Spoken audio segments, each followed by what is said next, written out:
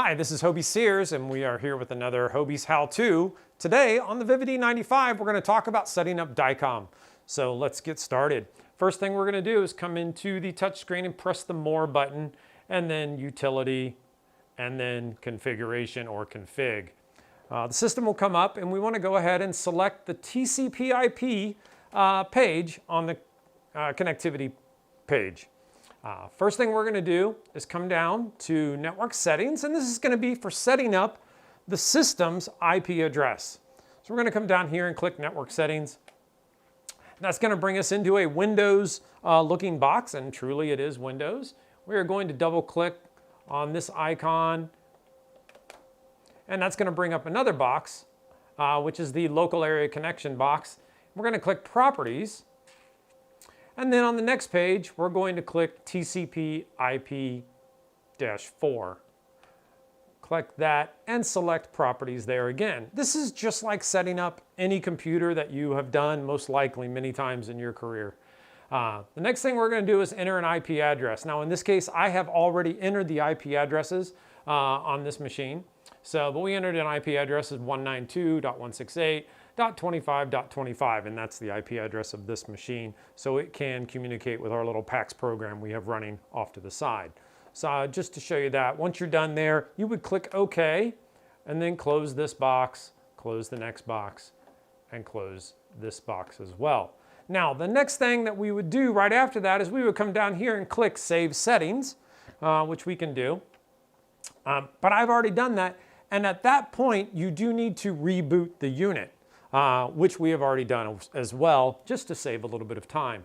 So the unit will reboot and come back up to here, and we will come back exactly to this screen. We want to go into the Utilities, into Config, into Connectivity, and to the TCP/IP tab. At that point, we are going to come up here to this box here, which is called Server Config. Now, when we think about server config, you might think about, well, that's the PAX server and that's it.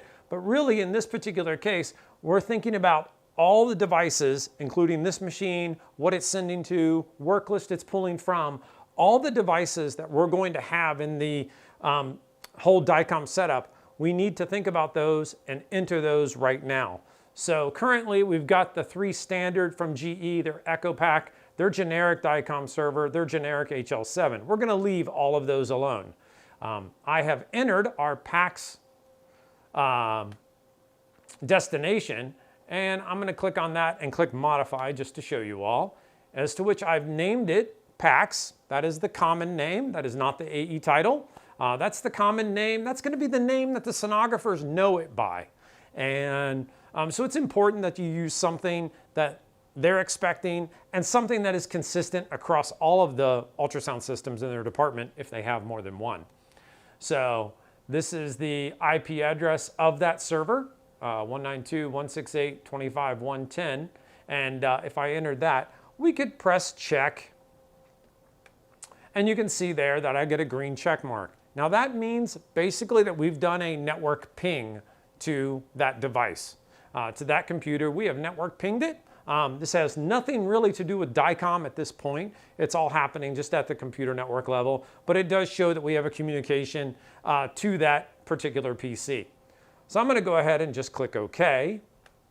And then I'm going to come back up here and I'm going to add, and we're going to add another device, and this would be a device for work list, so that we could enter to have a work list. And so that's just exactly what I'm going to type in, is work list. And then I'm going to enter an IP address for that as well. And we're going to use 192.168.25.135. And I'm going to go ahead and click OK. I would go ahead and click check in this case, but my particular PAX program doesn't have work list, so it would fail. And we're just going to show you this as to what it would look like when you're doing it in the real world. We're going to go ahead and click OK there, and we're going to click Save Settings. So the next thing we're going to do is come up here to this area right here where it does say DICOM. and it's got an AE title area. So at this point, we want to go ahead and put in the AE title of this unit, of the ultrasound machine itself. And so in this particular case, that is going to be Echo and the number 1, just the AE title that I chose to put in this. Most of the time when you're doing these installations at your hospital, you're either copying information from another machine that's being replaced, or if it's a new installation or a new PACS, your PACS or IT administrator is going to give you the AE title that you're going to use. As long as everybody agrees on what that is, that's the important part. And we'll click Save Settings there as well. From here, we are going to move over to a tab called Data Flow. And if you've ever experienced doing this on a Logic E10, you may be familiar with data flow. You may have seen it, you may have seen the tabs, you may have interacted with it. What we can say about the Vivid E95 is that it is very similar, but yet different. So when you go into the data flow tab, you're going to do much more here than what you did with the Logic E10 in their data flow area. So don't think it's going to be identical. It will be a bit different. The very first thing to realize is that when you are doing data flow on the Vivid E95, or really any Vivid product from GE, typically what we're going to do is we're going to look at a list of the available data flows that are in fact available. And you need to match what you're doing with the machine as close as possible to what the different data flows are and what the options are within each data flow, for lack of a better way to say it. And just to show a couple of examples, if we look at this data flow that I've highlighted, which says work list, local archive, DICOM server, internal hard drive. What this is telling us is the machine's looking for a network that has a work list server. The local archive is just its own hard drive, so that's pretty normal. DICOM server, we've entered a PACS server. And then internal hard drive, again, just refers to the fact that the system is going to save that data to itself. So now if we had multiple servers, we would want something that said work list, local archive, like 2 DICOM servers or multiple servers, something along those lines.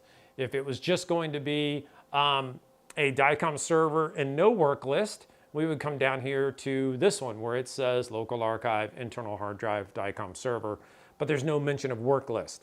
But in our case, we are going to choose this one where it says work list, local archive, DICOM server, internal hard drive. This is one of the most confusing things about doing DICOM setup on a Vivid E95 is picking the right data flow. And we'll show you in just a little bit exactly where this comes into play, which is on the patient data entry screen, and we'll take a look at that after a while. So now what we're going to do is we're going to come over here and we're going to make this data flow the default. We do not want to click direct store or hidden. Neither one of those need to be clicked. And then we're going to come over here and select the DICOM work list. And then we're going to go and select properties. And so what this is going to do is it's going to bring up the IP addresses, and you can choose from all the IP addresses that are entered.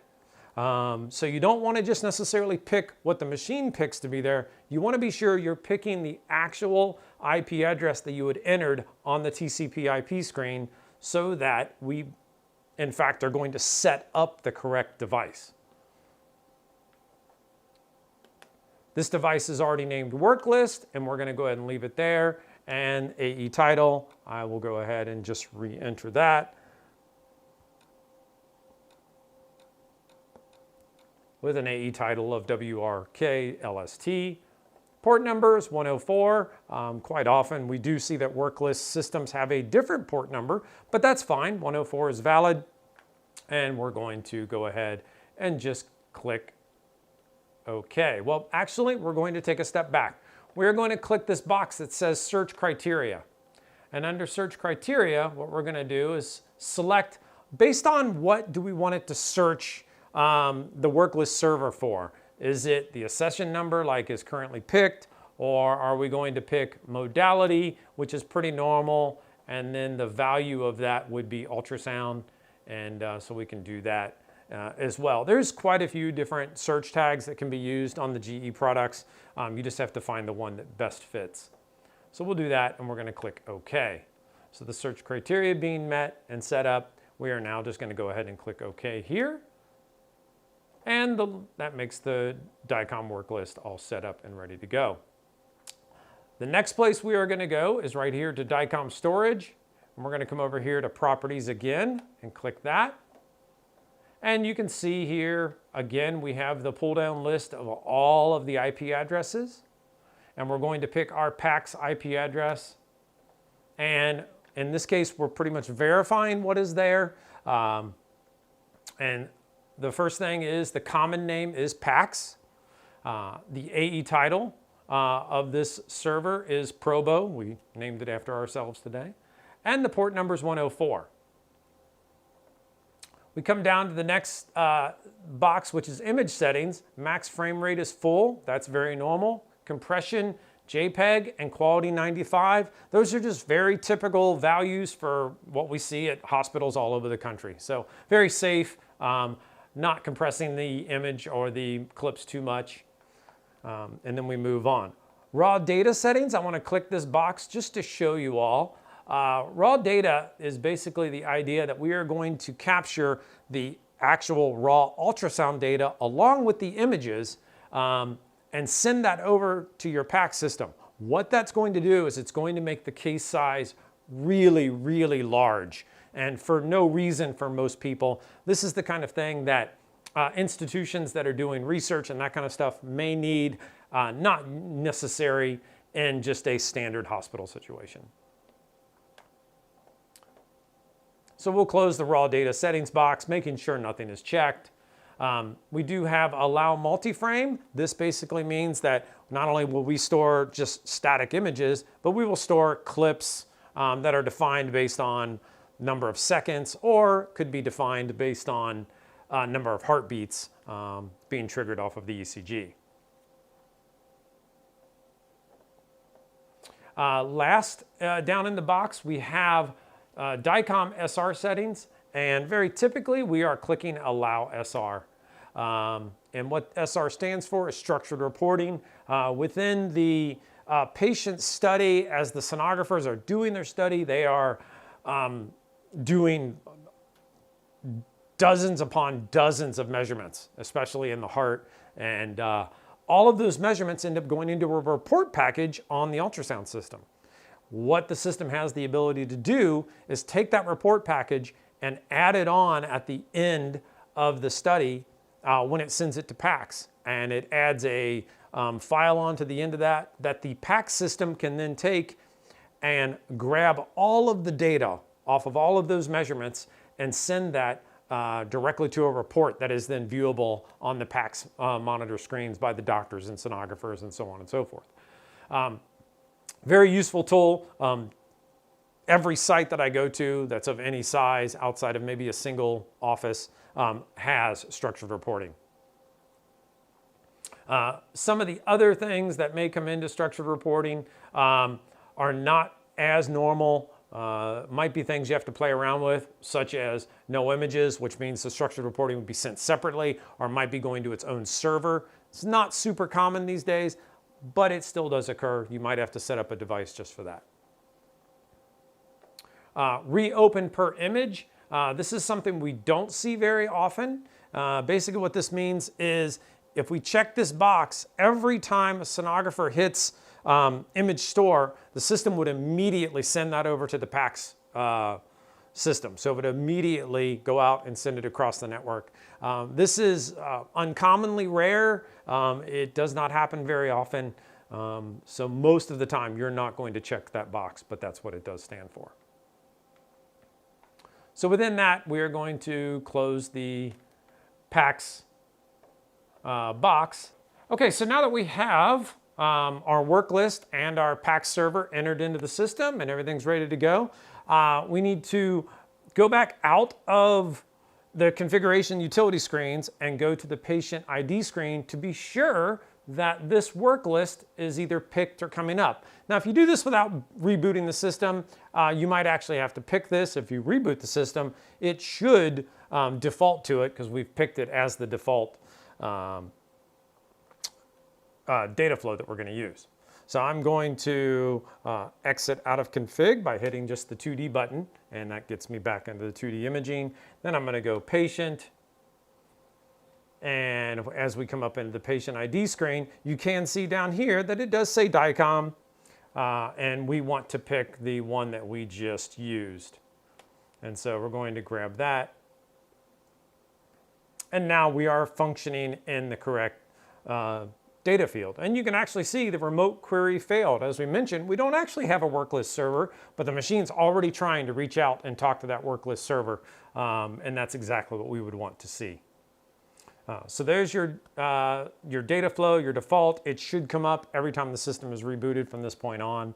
And with that, that is DICOM setup on the Vivid E95. I'm Hobie Sears. Thanks for watching.